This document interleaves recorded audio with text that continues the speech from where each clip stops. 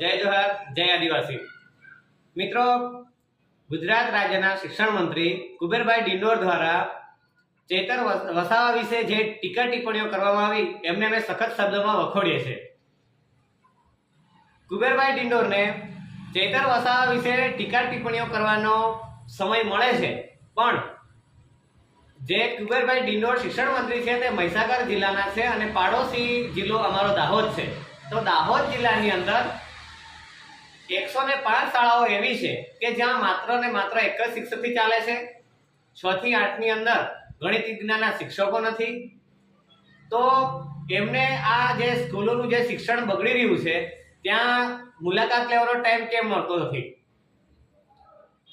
અમે એમને કહેવા માંગીએ છીએ કે અત્યાર સુધીમાં 22 જેટલા પેપરો ફૂટ્યા અને જે યુવાનો હતા, ભાવિ યુવાનો, એમને રોડ રસ્તા પર આંદોલન કરવું પડ્યું।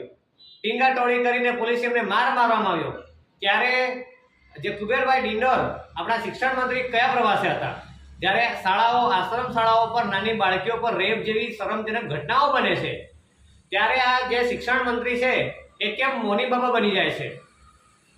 દાહોદ જિલ્લાનું શિક્ષણ તો ખાડે ગયેલું છે, કેમ કે દાહોદ જિલ્લા, આખા ગુજરાત રાજ્યની વાત કરીએ તો સૌથી નીચું શિક્ષણનું સ્તર એટલે કે દાહોદ જિલ્લો, કેમ કે મારા દાહોદ જિલ્લો તો કે મજૂરોની ફેક્ટરી ગણવામાં આવેલી છે।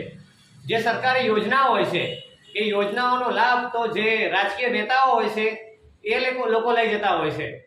તો અમારા જે ચેતર વસાવા સાહેબ છે એમને આદિવાસીઓના ઉત્કર્ષ માટે, એમના શિક્ષણ માટે, એમના આરોગ્ય માટે જે ભીલ પ્રદેશની વાત કરી છે, તો એમાં ખોટું શું છે?